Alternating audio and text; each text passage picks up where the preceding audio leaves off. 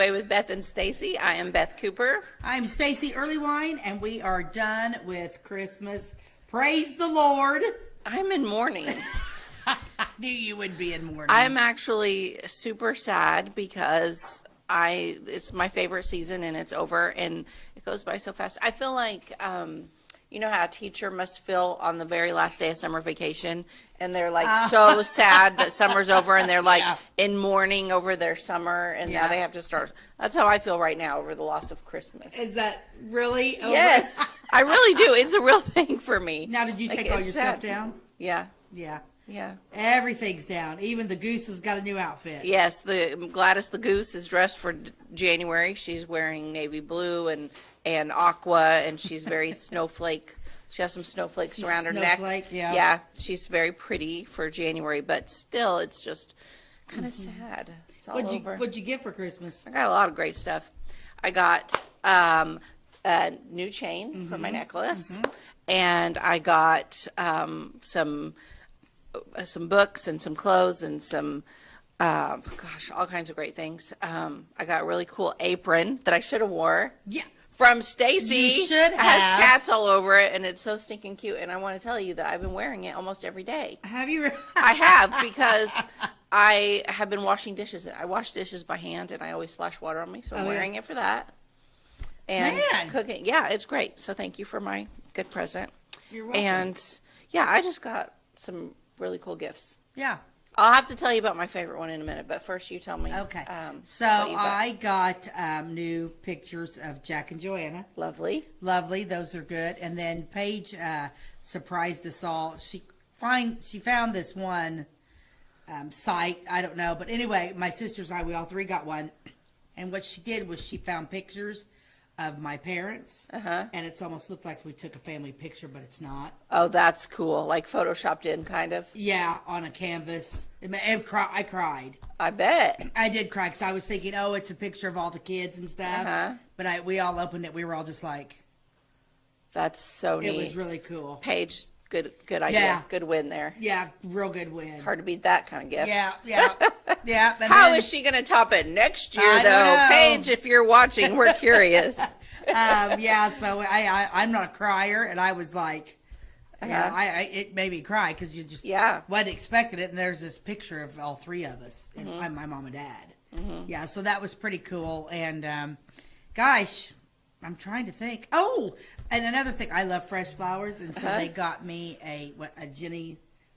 Oh yeah, one of those subscriptions. From Jenny Land or Jenny. Is it Jenny Land? No, that's Beds. Land. Yeah. What's her name? Anna Land. Anna Land. Her farm. Flower farm. Yeah, but I think it's called Jenny Farms or something, isn't it? Oh, I don't know. It's not Anna's. I almost got that for Malia. She asked for that, Yeah. but she also asked for about 500 other things. So right. Yeah. Well, she didn't get that one. Yeah, and I love fresh flowers, so yeah. So yeah, that was exciting. I think that's I always want new pictures of the kids and stuff. Yeah. So when you come to the shop the next time, there'll be a new picture of Jack and Joanna. Awesome. Yeah, it's pretty cool. And then I got a destroyed basement because the kids, that's their toy room. Oh. So they had a lot of fun. We finished the basement, and so yeah, we just had Christmas Saturday. Yeah, I knew that you had a lake because they go on a trip, right? Yeah, they go on a trip, and everybody's got other places. To go There's to. nothing wrong with spacing it out a little bit. bit. I don't mind it at all. Yeah. I don't mind it at all because it gets busy to try to do everything all at the same time anyway. So yeah. So then the next thing's coming up. Let's see. Next thing's at the theater. The high school will do their winter ball. They're on the 30th, and then on the 31st, the GOP is having their fundraiser there at the theater. Oh, nice. So, so laid back after the other stuff. Then we'll get a little bit kicked into, and then there'll be a wedding in there February, and then in March 14th, we're doing a murder mystery. Yep. Trailer I love our murder Park mysteries. Tragedy.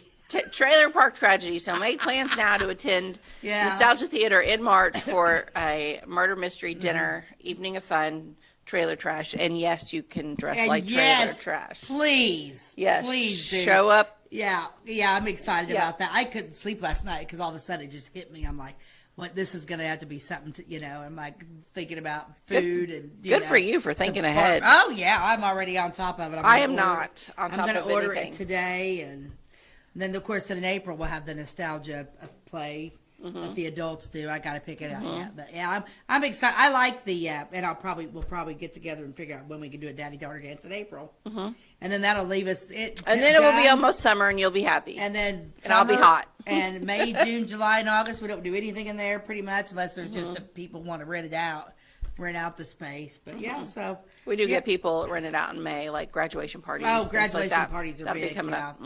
Yep. So lots of, it's like one era has ended, another one starts 2026. Yep. I'm excited. Atlanta. I don't have anything going on in January, and I'm excited about that. I'm excited about this year. I'm excited about it too. Yeah, I don't really have, like I said, I don't really have much to do. And as far as like what goes on at the theater, it's all, they take care of that themselves. Yeah. So can I tell you what one of my favorite gifts was? Yes. I bought it for myself.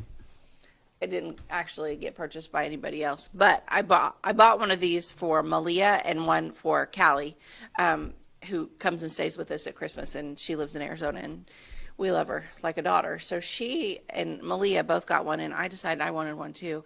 Is a mahjong set. So mahjong, for those of you that do not know, is a tile game that you make into like a hand, kind of like poker, but you use these tiles that are all different colors, and you can buy whatever, there's lots of options. So I got each of us a different color of the game, and we spent the week after Christmas and before New Year's learning how to play mahjong. And it is so much fun. And then, so now we're going to have like mahjong nights where we're going to call it mahjong and moo-moos. And like wear the moo-moos. I like it. Play mahjong. Yeah. So you can come. Okay. But you got to learn to play the game. Are you interested in learning to play a hard game? How hard are we talking here? On a scale of 1 to 10, it's probably like a 9 to learn. Why? Is it? Well, I mean, what am I But doing? then after you learn it, it's easy breezy. Then it's just fun. But you would have to learn it. Never heard. How do you spell that? Mahjongg.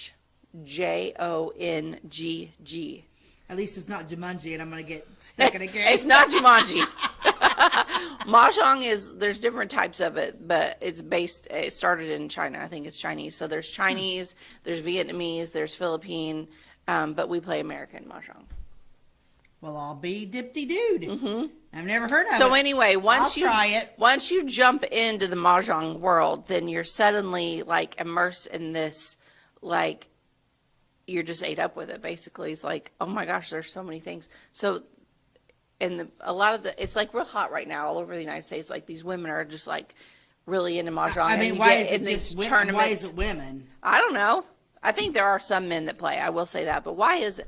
I don't know. It's kind of like Bridge Night, but of 2026. And it's just a card game? No, it's tiles, which are kind of like dominoes in a way, but you have them on a rack in front of you. I don't know. You'll have to look it up, but it is super fun. And so our whole break has been all about Mahjong. So you've just been playing Mahjong and been shopping for new tiles, and you have to have a mat that your tiles go on, and then you have to have the racks, and then some people get real fancy with their table, and they put like a real pretty lamp in the middle of it all. And that would be me. You kind of get into the look of it, and you have this whole table. It's called tablescape. So your tablescape, how beautiful it is. So I just bought us each a set from Amazon. That's just because I didn't know any better. But when you start learning about it, there's like differences. And like some of these sets so just the set I bought off of Amazon, they were each just a little over $100 because I bought them on Black Friday, but they were normally like $189. Oh, wow. For just the Amazon set. Well, then you start looking at like the good sets, they're like $400 and up. Really? Yeah. So then, and a lot of them are made in China, and there's some discrepancies, and there's all these Facebook pages, and there's people that are like, well, mine isn't clear, or mine is scratched, or whatever. Well, you pay $400, and then you're still getting something that's not in great condition, you know? Yeah. And so I thought, well, this was last night, because my brain's just thinking about Mahjong all the time. And I'm like, Well, I wonder if there's any made in America Mahjong. Well, there's got to be. Yeah, there's one. There's one. One made in America Mahjong tile set company, and they are selling like there's 3 or 4 different options for their tiles. Guess how much they are? $57. No, you're going the wrong way. Oh, $700. Nope. $800. Nope. $1,000. Over $2,000 for one of them. There was another one that was $800, but the one was like $2,000. Yeah, it was beautiful. It was hand carved. It was gorgeous. But for those of you that say, so Mahjong, like, it got really popular in like the 1920s. So there are people that I hope are watching and they say, oh, I have an old Mahjong set in the closet and I'd like to give it to you, Beth Cooper. But it's a game. I know, but if you do have an old set and you want to get rid of it, hit me up because I might be interested. And how interesting is that? Of all the auctions I've ever been to, I've never seen anything like that. But have you and didn't know? But did I and not it know looked what like it was? junk. It was probably in an old box or something, and it looked like total junk. It's probably. Wow. Well, I just want to say that I did not order the $2,000 made in America Mahjong set. I did not. That's probably a good thing. But I am accepting it as a gift. Oh, but you will take it. I'll take it. I mean, if there's somebody out there, that wants to buy me a $2,000 present. I'm sure somebody out there. Probably. I'm gonna say, why? No, really, I don't need it. I don't need it at all. But it was just fun to find it and be like, holy smokes. Well, I know what I'm going to start looking for. Mm-hmm. Yeah. And a lot of the people that, I mean, sure, I can't say all of the people, but it seems like a lot of the people that are on these Mahjong Facebook pages that I'm now a part of have more disposable income than the rest of us. Oh. So is Mahjong for rich people?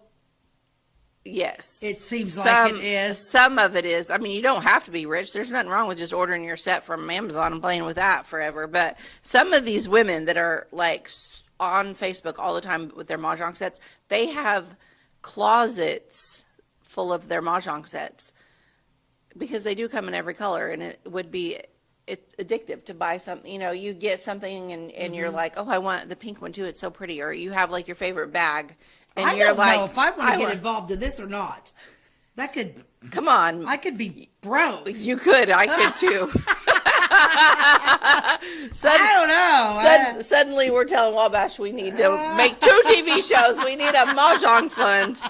No. Yeah, I'll have to get on there and they have like closets, and each of their like sets that they're showing off are all different colors, and they have them all in these designer bags. So they not only spent money on their tiles that are like at least $400 tile sets, but they also spent probably at least $100 or $200 on the designer bag that they're stored in. Well, I'm anxious to see what. Yeah, I got to figure this out. I'm going to look this up and you look it up. Get in detail. It is a rabbit hole. Oh, that's what I need. One more rabbit hole to go down. Well, it's a good distraction from all of the chaos in the world. I bet it is. You just think about Mahjong. I will think about that. You got an ad for today? I do have an ad. I went to the 70s. Okay. Let's see which one's going to pull the 70s. up. Yeah. Look at this. I loved this ad. Promise Roger your strawberry kisses. Ooh. Do they even make? I remember when flavored lip glosses came out. This is from Maybelline. There are plenty of flavors left for Richie, Fred, David, and Bob. I mean, little girl, Richie, Fred, you might David. have a problem. Shiny, delicious flavors like Mighty Mint, Cherry Smash, Cherry Crush, Bubble Gum, Orange Squeeze. Worn alone or over lipstick. Kissing Potion gives you the shiniest, most delicious lips he's ever tasted. Why don't they still make this? I don't remember know. wearing stuff I like remember this. Yeah. I don't know that they still do, or maybe I'm just old and I don't look for it anymore. I bet they do. We just don't look for it. Kissing Potion flavored roll-on lip gloss by Maybelline. Abby's young. Abby, do they make enough this? Flavors. She has no idea. She hasn't seen it. Well, what I love about this is the bottle that it's in. Mm-hmm. But if you look at the ad, so there she is. And apparently that's Roger with the little football in his little picture. And then down here in front of all the other ones, she's got all the other 4 boyfriends. Yeah, no kidding. I don't know what your name is, but your mom and dad might want to have a talk with you. Yeah, I thought that model almost looks familiar to me. Well, she reminds me of, but this is from the 70s, but she reminds me of Kelly in Saved by the Bell. She does. I can't think of Kelly's real name. I can't remember. Tiffany Amber something. Thiessen. Yeah, that's who she. But that wouldn't be her because her, it's the wrong era. I love her hair though. But, she's got the long hair, and then she's got the bangs, the V bang, where we'd feather. Yeah, that's a cute ad. That's super cute. Good one. Yeah, I thought that was a cute one. Okay, so now we'll take a break. Okay, we'll be right back. We like technology at Flora Savings Bank. Here's what you can accomplish in our mobile banking app in less than 30 seconds. See account balances in your transactions, set up an account alert, make a transfer between accounts, get an alert text message about your transfer, pay a bill, turn your debit card off and then back on. It all happens in the palm of your hand with our free My Bank to Go app. Search My Bank to Go in the App Store or Google Play and give mobile banking a try. Flora Savings Bank, member FDIC and equal housing lender. My name is Robin Stanford. I own Stanford Marketing. It's a promotional products business along with an embroidery business. And we do custom hats, t-shirts, anything, you name it, we can make it. People like that we do stuff in-house and we can actually make things here and that we're not contracting the work out to other places. We never say no. We always try to find a way to do it. If anybody can do it, we can do it. We are hardworking women, that is for sure. Come to Stanford Marketing in Flora for all your custom and promotional needs. Goldfinger, trying to destroy the courthouse, I see. Precisely, Mr. Frog. Too bad, Goldfinger. I've got a secret weapon. Huh? Building center. Zinc building center. We'll need new lumber, doors, paint, windows, plumbing, electrical. It was good. Zinc Building Center in Louisville on Route 45. It's a cool place.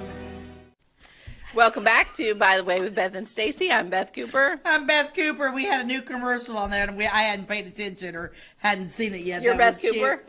Did I say I'm Beth? You can. I'm Beth Cooper. She can be me for the day. No, I can't because I can't do computer work. No. I gotta go to work after this, so she doesn't want to do that part. Oh, that's funny. You can tell I'm still on my. You were focused on that commercial. On that so commercial, cute. was so cute. Mm-hmm. So I'm going to finish out my next parts on the book that I found, The Louisville and Its Beginning, the book by Harley Bonham. This is where I left off right before the Christmas break. So it was just a very interesting book. Beth and I have learned some things about Louisville, and basically it says Louisville, but it's Clay County. There's a lot of Clay County things in there too. So I wanted to just go ahead and read some of this stuff. We're still talking about George Goebel because there's kind of like a George Goebel, there's kind of like a conflict. Like he was right in there with Macaulay. Who knows for sure who actually got on the land, but Who was first? Who was first? I think they got here at the exact same time on the 9 a.m. on the same day. Probably crossed the little Then it's a Wabash. tie. It was all a tie. Yeah, then we don't have to pick. Like every frontier home, life of George Goebel, it was that now it's in Louisville, was a far cry from peace and tranquility. Each day was a matter of survival. Wild hogs were present in great numbers, and these animals provided a break in the monotony of venison for the daily menu. So you could eat them. Those things are terrifying. But I didn't realize I knew we had buffalo, and I knew we had. Did you know we had wild hogs in Clay County? I didn't, but I'm not surprised because I think we had everything at that time. Like everything was here. But those wild hogs, they're also like they can just take over because they breed so quickly. And they're mean. Like they're a real problem. Like in I think Texas and down there. Like yeah. Matt goes hunting wild hog in Texas. Yeah, they'll kill people too. Like they'll attack you and kill you. Yeah. My dad, I have my Uncle Charles Hemphill. He had a farm and he had hogs. And I remember my dad always going out there when the sows would have their babies and stuff. And my dad was like, don't you ever ever go in a hog trough or whatever you call it, hog pen, Hog pen. with a hog. They will eat you alive. Mean. Yep. In order to sustain livestock through the winter, wild grass was cut on the prairie in the early summer, shocked, cured, and then hauled to the barnyard and stacked. All of this was done by physical labor, with no modern tools and without the aid of wheeled vehicles. Pitchforks were made of wood. Oh my. You Yeah. don't think about that. Yeah, pitchforks were made of wood and sleds were used instead of wagons. Some attempts at building carts were made by cutting the wheels from cross sections of large logs, but for the most part, these were very bulky and unsuccessful. Paul Ingalls used a wagon. I was wondering when Paul was going to come up. He sure did. It's in the very first chapter of The Long Winter. Is it? Yeah, when they're cutting the big slough. Oh, can you Okay. imagine? Yeah, without all these tools, we read about these things and it just seems like, oh, okay, well, but oh my gosh, I can't even imagine. Much of autumn was spent at cutting and processing bee trees. The rendered honey would sell on the St. Louis market for 50 cents per gallon. Wow. The wax, which had a good overseas market, sold for 30 cents a pound. What'd they do with it overseas that we didn't do I don't here? know. Who knows? The honey harvest sometimes lasted for a full week, with George Goebel and Dean Arnold camping out in the woods while little 12-year-old Benjamin tended the camp. According to the Goebel Journal, Benjamin baked cornbread by mixing the meal with lard. The lumps of batter were wrapped in green leaves and placed in the hot coals of the fire. If suitable leaves were unavailable, the bread was placed on a split piece of firewood and propped up before the fire. Can you imagine? No. No. Okay, just stop for a minute there. He was 12 years old. They put him in charge of the cooking. Cornbread inside of leaves on a fire. Yeah, well, I have a feeling 12-year-olds back then are not like 12-year-olds today. I know, but still, it's kind of sad. I mean, he didn't even. Oh, no, they weren't playing kickball out there. No. They weren't playing Surviving. outside. They were These surviving. kids were surviving. The meat was cured venison, and it was always understood that the hard-working men consumed large quantities of honey. After a few years, Dean Arnold built a home about 1 mile from the Goebel residence. The single home of George Goebel continued to be the only one in existence at the Louisville site from 1818 to 1825. Perhaps the ingenious nature of George Goebel can be best described by a quote from the journal. The horse harness of this day was a novelty. The collar was made of corn husk, braided with three strands, about 1.5 inches wide and 1 inch thick, with a hickory wood needle and thread made of the inner bark of the base wood. These plates were sewed together. This made a very good durable collar. The harness were made to fit the collar with holes in the ends to tie them together, and another near the center to which the tugs were attached. Strips of raw hide served as tie strings, and the same material twisted made the traces. These had a knot at one end to hold them in the hames and a noose at the other to loop over the whiffletree, in which a notch was cut. The back band and the belly band were made of the same material, as were all the clevises. The only iron about the bridle was the bit. There is no doubt about it, to George Goebel, a horse, a buggy, and a dirt road on which to travel would have been a luxury. So he made his entire horse collar and reins and everything out of corn husks. Out of corn husk and wood. I didn't know they'd even planted corn yet. No. So they got a crop, and what did they do before they had the corn? What did they do, Stacey? I bet they just walked everywhere. I don't know. What would Paul Ingalls do? I don't know. They didn't talk about that part. Yeah. I think he had leather.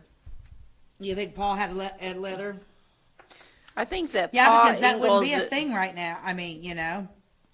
So this George Goebel was like the same age-ish as Paul Ingalls' dad. Right. On the Little House on the think. Prairie, do they talk about Grandma and Grandpa very often? Nope, they left them behind in Wisconsin And never mentioned him in again. the big woods. So that's I mean, kinda they're mentioned in the interesting. books, but not in the show. Not the shows. They never did be like, hey, Grandma's coming. Of course, you know, it wouldn't be like it is today. Gosh, yeah, Jim and I have these conversations all the time because I'm always like, I couldn't do it. He's like, you wouldn't know any different. He's so practical. Shut up, Jim. I know. He gets on my nerves. Yeah. Like, just go along with the conversation. Me. Like, I know, wouldn't that be horrible and so sad? And then you'd be like, yeah, that's the kind of conversation Yeah, because I'm going to be like, oh my gosh, that'd be awful. Jim's like, well, what do you expect? They wouldn't do any better. Yeah. Well, okay, so Laura Ingalls and Mary and Carrie, they left the big woods when Laura was like 5 or 6, I think. Or maybe she was 4 and Carrie was 2. I don't remember. But anyway, they left and their grandparents like waving goodbye in the driveway as their kids move away to another state. They're never going to see them again. Can you imagine waving goodbye to Jack and JoJo? No. So where did they start at? They started out in Wisconsin. We're talking about the Ingalls? Yes. Yeah, Laura starts out in Wisconsin. Her story starts there. Wisconsin. Mm-hmm. But they ended up in Iowa. They were in Iowa at one point, in Kansas, and South Dakota. Where was the little house? That was on, the little house was on Plum Creek. There's different little houses. I'm confused about their timeline. Oh, so there's more. They lived like they left. He didn't travel. He didn't stay very long anywhere until they finally they went out west and they went to Kansas and they were like 2 or 3 miles, I'm guessing, I don't really remember, on the wrong side of the line of the Indians. Like, and they didn't know that. I mean, how could you? It's not like there was a sign up that was like, now be careful. So they were on the wrong side and the Indians were not friendly. And so then they weren't in Kansas very long. And then they moved to I think it was Minnesota. So is that the last no. place? No, and then they went to Iowa for a year. See, I don't understand. That's where Grace was born, was in Iowa. That part's not mentioned. Yeah. And they're just like, could you imagine being married to Paul Ingalls? He's be like, okay, well, let's just pick up. After that, then they ended up back in Minnesota, I think, for a bit in Walnut Grove. And then. So Walnut Grove is in Minnesota. I believe so. Okay. And then they left there, and then they went to DeSmet, South Dakota, and that's where they stayed. But by that time, the girls were older, and Ma put her foot down and said, "We're not leaving. We're not going anywhere. These girls need schooling.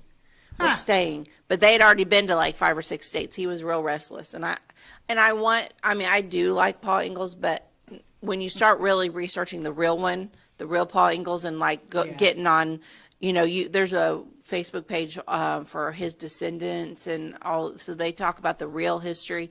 Some of the decisions, he would have been hard to live with. Some of the decisions he made were not good. And he was always in like financial ruin. He never had any money. A lot of people didn't have money back then anyway, but a lot of his was because of really dumb financial decisions. Yeah. If he would have just stayed put and like, I don't know. Yeah. I don't want to get into it all because there's probably somebody watching that's going to argue with me. Because it's almost like it's like wait a minute, now they're here, now they're there, now they're here. They were everywhere. I didn't realize that. I figured they were just in one little house on the prairie and that was it. I do think he was a good dad, but I think that he made some choices, weird choices that I don't know. Yeah, well, we're going to take another commercial break and we'll come back up with some more stories of George Goebel. Okay. At Clay City Banking Company, we're all on the same team, regardless of zip code. At home, work, school, or across the country, you can be part of our team with our cutting-edge mobile banking products. From your hand, you can check balances, transfer money, make deposits, and pay bills. Looking for a loan? We've got you covered with our mortgage, agriculture, commercial, and consumer loans. Join our team today. Clay City, Flora, Louisville, and Fairfield Banking Companies. We're the hometown banks, member FDIC, and equal housing lender. Since 2004, Ed Lewis Trucking has been moving America forward. Family-owned and built on values that matter. Reliability, hard work, and service you can count on. From dry van freight to dump and hopper bottoms, plus top-tier truck maintenance in their state-of-the-art shop that's open to all truckers, not just their own fleet. They're growing stronger, expanding with their recent acquisition of McKinney Trucking, but never losing sight of what drives them. It's Ed Lewis Trucking, family-driven, service-proven. Call Ed Lewis Trucking at 618-686-3555. Tomorrow, Some fear the uncertainty it brings. Some trust the promise it holds. At Grinnell Mutual, we are always looking forward to tomorrow, growing and innovating. So even if the plans you have for the future aren't the same as the plans that the future holds for you, you can be ready. Because we'll be ready, like we have been for over 100 years. Trust in that. Trust in tomorrow. Talk to your mutual agent today. Your local agent is on the square. Louisville, Clay County, Farmers Mutual Insurance. Welcome back to By the Way with Beth and Stacey. I'm Beth Cooper. I am Beth Cooper. I'm Stacey Earlywine. Okay. Now it's the year 1820, and there's going to be some changes in the old life of George Goebel. Since he moved to Louisville in 1818, the nearest neighbors had to be those who had located that first year some miles to the south on the Vincennes-Kaskaskia Trail. In the spring of 1820, the Goebel Journal reports that 5 families moved in. Ooh, we're growing. Yep, here we go. Up to 6. North of Oskaloosa. This was located about 6 or 7 miles to the northwest in what is now North Oskaloosa. North Oskaloosa, as opposed to You know South what? Oskaloosa. As soon as that came out of my mouth, I'm like, really? Okay. And South Larkinsburg Township. In 1881, Benjamin Goebel could remember going with his father to visit the new arrivals. At the cabin of John Bishop, he recalled that one of the Bishop children, a girl about 12 years old, was wearing a buckskin dress. And as they approached the place, the bashful child ran into the brush to hide from visitors. It is reported that 2 of these families were named Bishop, and the others were Dannels, Dannels as in Dannells, Self, and Campbell. Okay. Yeah, on a quiet, which, you know, I've never heard of the last name Self, but I have heard Dannels and Campbell. Uh-huh. On a quiet day in 1820, a young man leading a pack horse walked northward along the wilderness that surrounded the Wabash River and arrived at the Goebel home. He was a well-educated individual and had with him a full line of woodworking tools. He also had the knowledge that was necessary to construct a grist mill that would be powered by an undershot water wheel. Cool. His name was Samuel Weatherspoon. Well, that's a new one. That's a new one. I haven't heard of Mr. Weatherspoon. Me neither. And he struck a verbal contract with George Goebel to build a low water dam on the nearby river. The 2 men agreed to build the waterways, which would drive a water wheel that would provide the power to grind corn and wheat.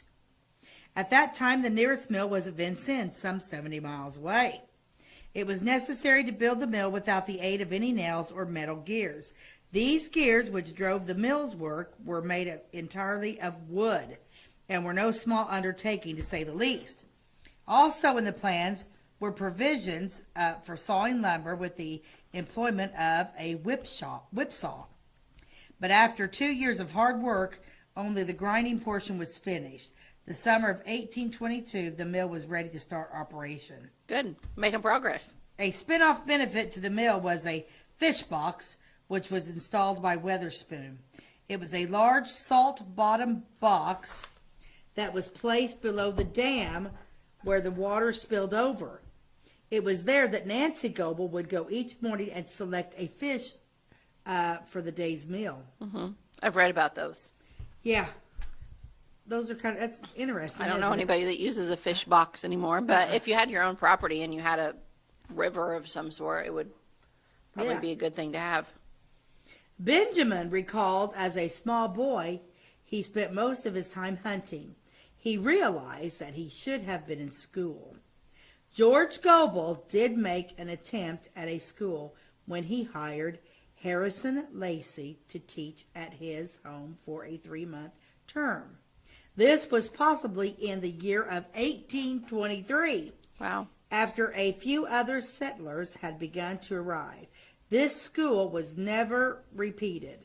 It didn't go over well. It did not go over. Mostly because the neighbors thought it was a waste of time and voiced their opinions very loudly. So the neighbors didn't want a school.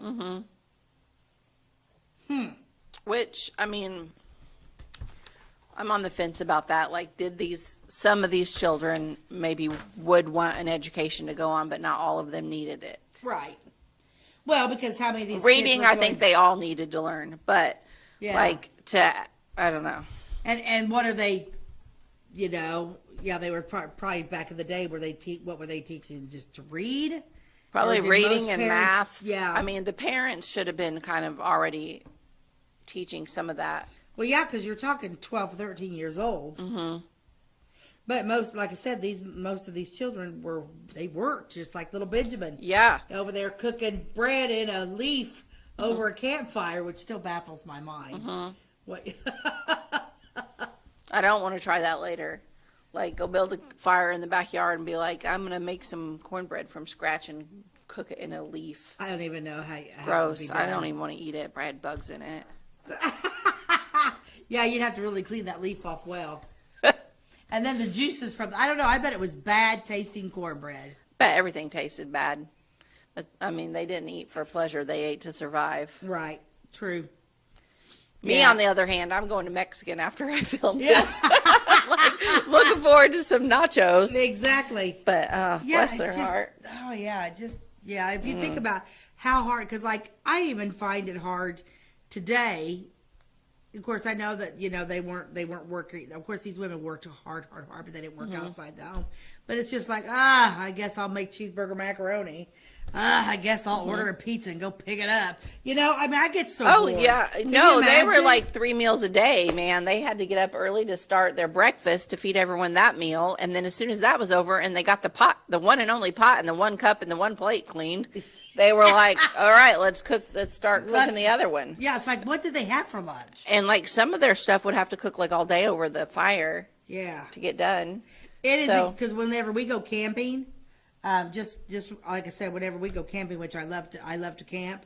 I mean, it's hot. It's hot cooking over that fire. Could you imagine? I mean, in the wintertime, and then what do you do when it rains? Of course, they had fires inside the house, but you don't have that. I mean, yeah. Yeah. It sounds awful to me, and I'm thankful I live when I do. Me too. And I can't even imagine dressing the way those women dress. All those layers in the heat. Oh, can you imagine? Can you imagine menopause in those dresses? Dun, dun, dun. No. That sounds like HE double hockey sticks. It does. I can imagine. I was having a hot flash last night and ended up on the back porch with my shirt off. Yeah. I'd be out there I don't know what I'd do. Yeah. I can't imagine any female stuff back then. But yeah, nutty, I tell you. Yes. I admire that. I'm thankful for the ones that came before us and paved the way, but whoo boy. Ooh, doggies. Yeah. Did you watch Yellowstone? No, I tried to, but it was just, I don't know. Because like that first one, like that 1883 or whatever, it's really cool because it gets really, of course, Yellowstone's not for the faint of heart or, if you get offended, don't watch it. That was what I'm saying. But that 1883, I'm telling you, because it boy, the rough of coming and landing where they landed and they, it got pretty in depth on how that really was. Because it's not. It sounds good. I think I might like that one better. You would probably like it. Uh-huh. Yeah, you should watch it. I love Yellowstone because I'll put it on my list, but honestly, my TV list is fuller right now than it has been in years. Oh, really? What are you watching? Well, tonight is the premiere of season 8 of The Rookie. Any Rookie fans out there? It's a very nice, clean show. I can watch it with my whole family. Yeah. We're on season 8, and it's good. It's really good. It's police. It's LAPD. Ooh, I like cops. I like police shows. Detective it's a police show set in LA, and it's really good. You know what I like that I've been watching a lot of? Tracker. Tracker is good, and it's not bad. Okay, so here's a question. You told me the other day that Jason and I, if we were caught up on our shows, we should watch The Good Doctor. That you were,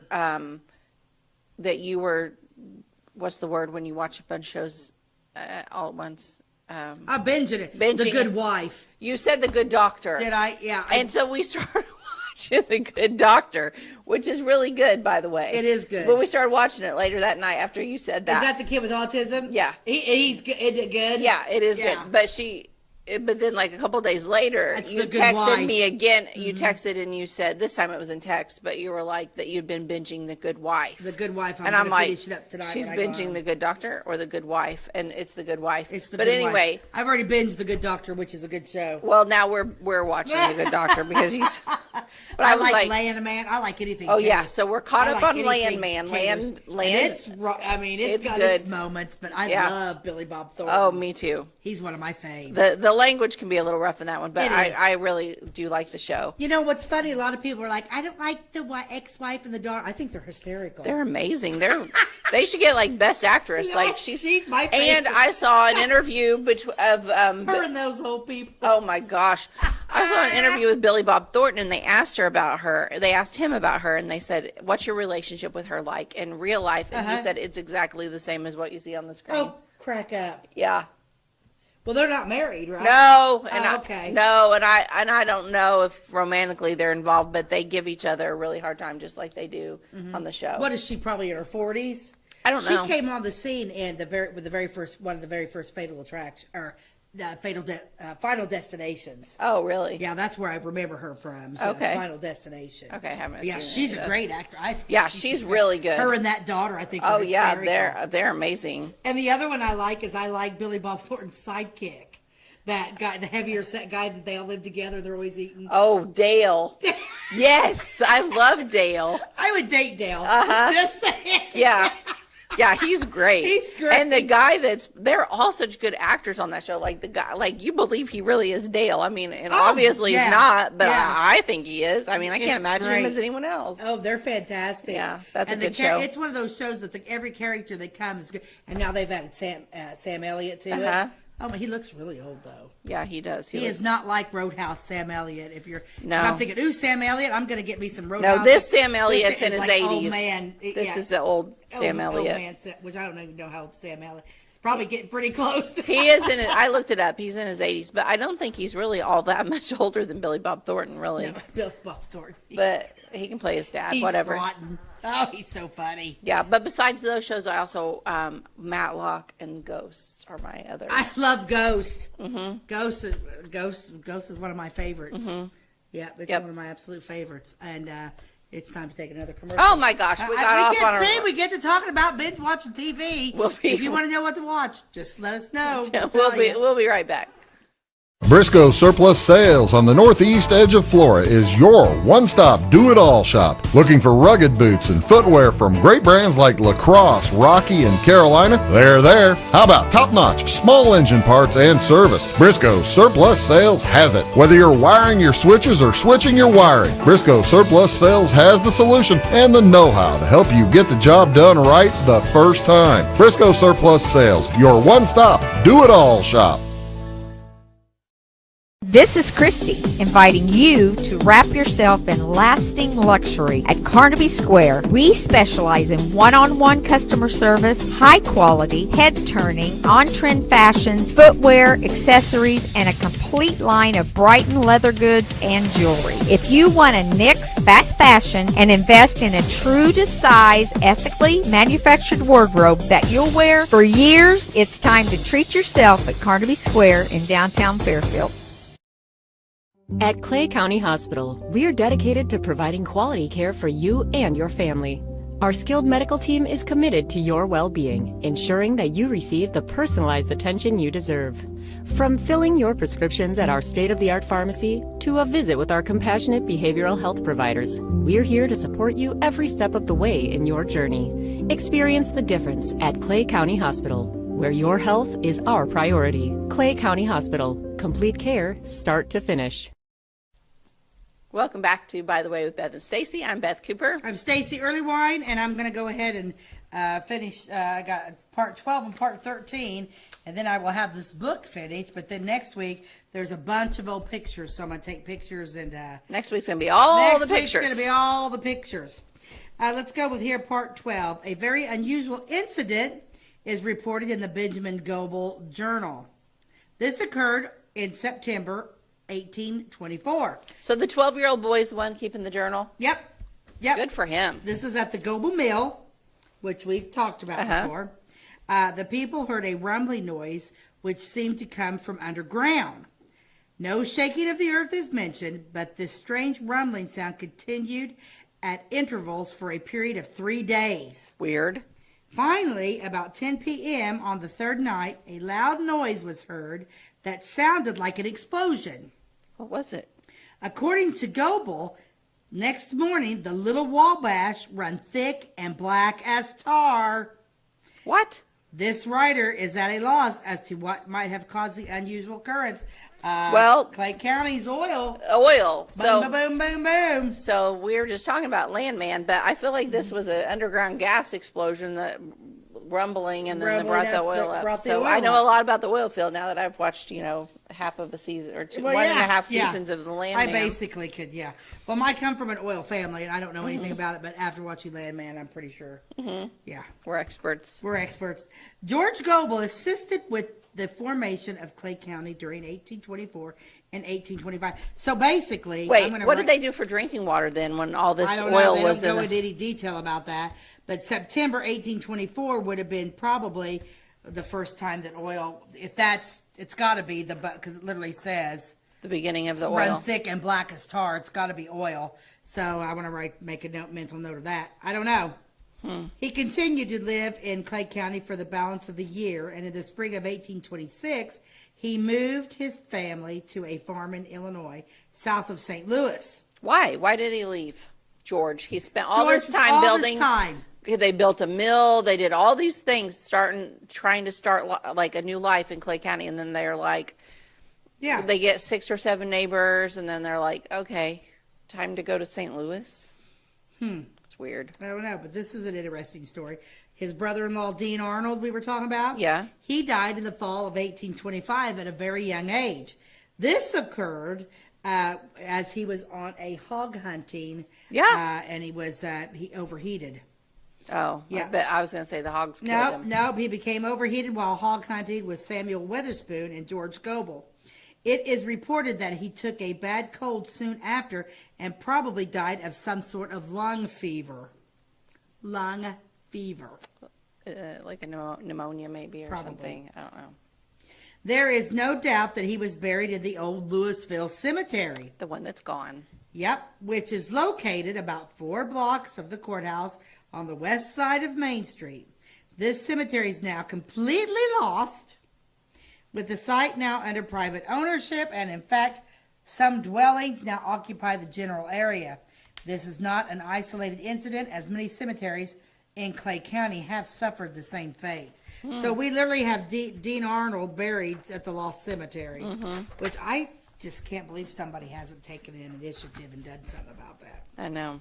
Yeah. There needs to be at least a plaque there. If you're a member of the Louisville American Legion, you guys should discuss putting a plaque up, because you're sitting, your parking lot or part of your land is probably 99% on graves. On graves, yes. On graves, yeah. Yeah. Of Revolutionary War soldiers and the founders of Clay County. Yeah. Just put that out there. Yeah, just so you know. Not just regular people, but important people. Yeah. Okay. It is simply a matter of conjecture as to the exact location of the mill and the George Goebel home. The author visited the site in 1986 in company with the late Ernest Elliott. Oh man, we love Ernest and the Elliott. Author of this we have an is episode Harley on Bonham. him. You can go back and see the episode on Ernest. I loved him. He's adorable. He was something, wasn't he? According to a traditional story handed down in the Elliott family, the mill stood on the river bank at the south end of South Main Street, or slightly northeast of the American Legion building. So I'm getting my because that river runs right through there. Nearby was the Goebel home. The control of the mill, at least a share of it, was passed to Witherspoon, and the real estate was sold to Crawford Lewis. Lewis improved the mill and sold it to Dr. Peter Green. The mill continued to operate for well over 30 years, and in fact could still have been turning in 1858 when the first steam-powered mill was erected. Wow. So you just heard me say Crawford Lewis? Lewis, as in Louisville. Yeah, but it's interesting because Crawford Lewis is spelled Lewis, where Louisville is, of course, Louis. Right, which it was supposed to be. Lewis. Yeah. Okay. With the arrival of the railroad in the southern part of the county, it was possible to transport the heavy boilers, which provided a better source of power for turning the mills. So that's kind of what happened to the mills and the railroad. Progress always comes and takes over on things. My last little page here. When George Goebel left Clay County in 1826, his wife, Nancy Arnold Goebel, had given birth to 4 children, in addition to Benjamin, who had been born at Fort Compton in 1813. He continued to live in the St. Louis area until the spring of 1829. Okay, that's only like 4 years, right? Yeah. He left there in 25? Yeah, because now they moved to Moline, Illinois, back to Illinois. He had that wandering in him, just like Paul Ingalls. He didn't sit still. He totally did. Okay. The Goebel family moved to the area of Moline, Illinois. It was there that George Goebel died in October 1829. He was probably not yet 40 years of age. This left 16-year-old Benjamin to care for his mother and the 4 young children. Eventually, he served in the Black Hawk Indian War with the Rock Rover Rangers. In August of 1833, he married Barbara Vandroff, the daughter of Joshua and Elizabeth Vandroff.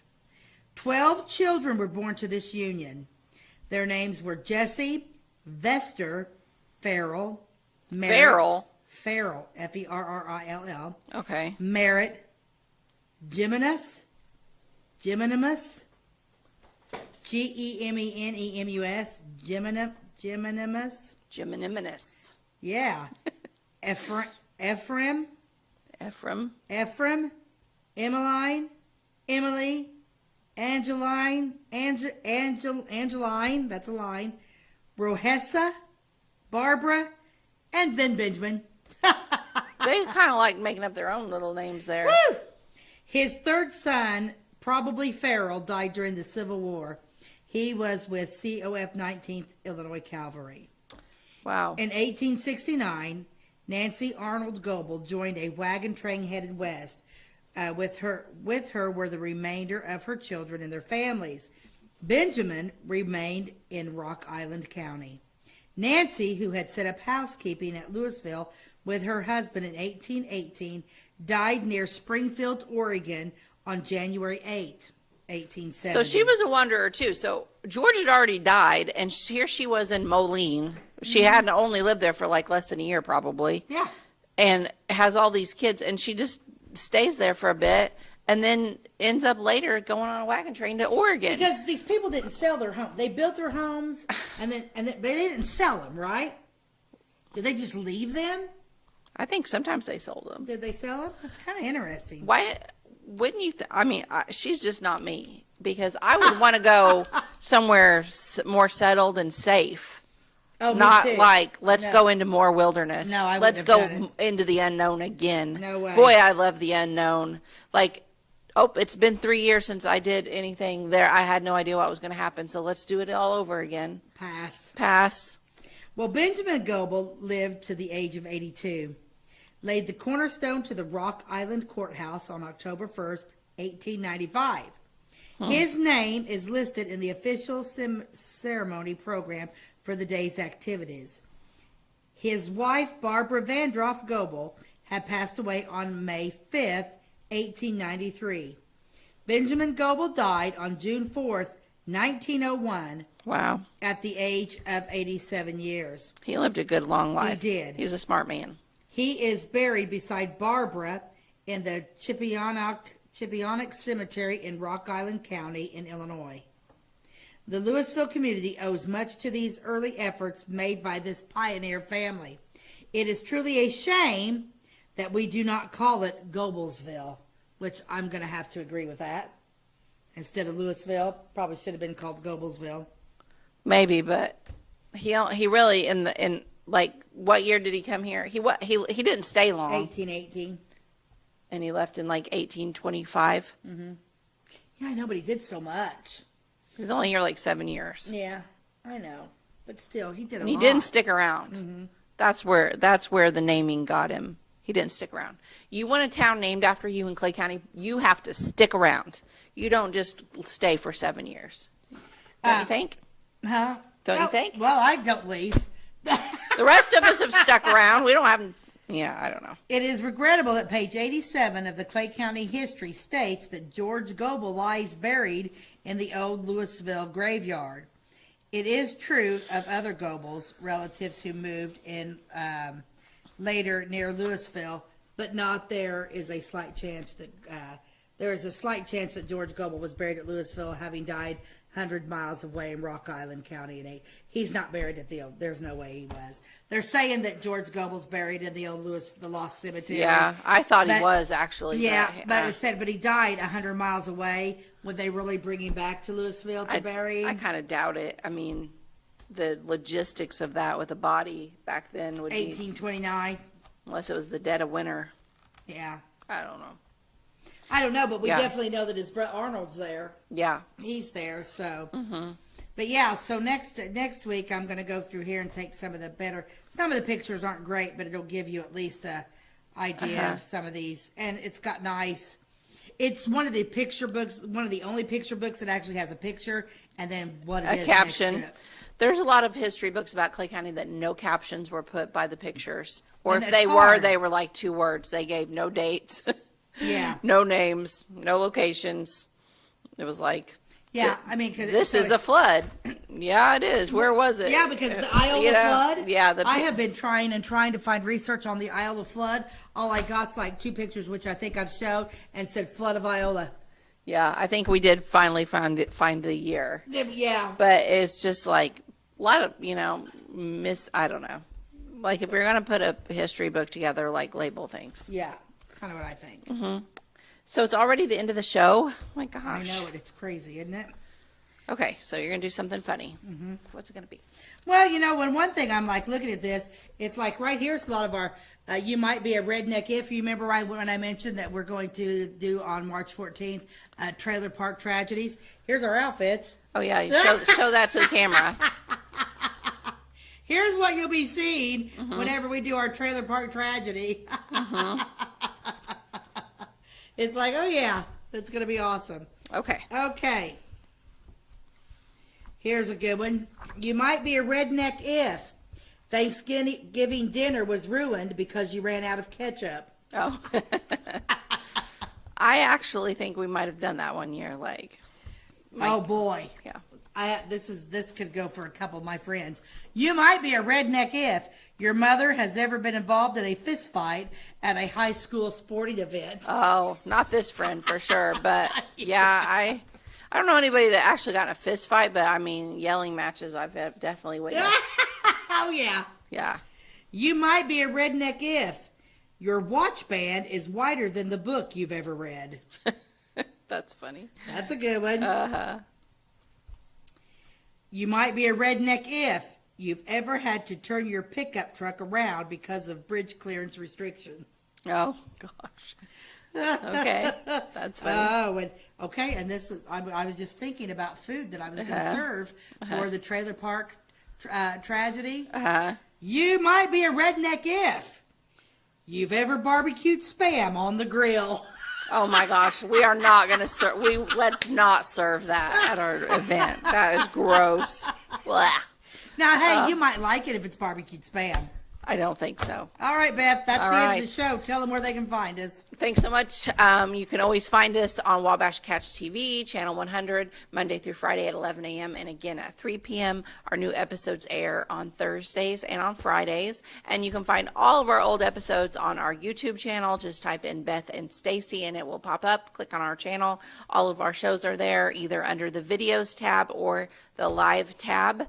Check both. And that's it. So until next time, see you later. God bless you and have a great day.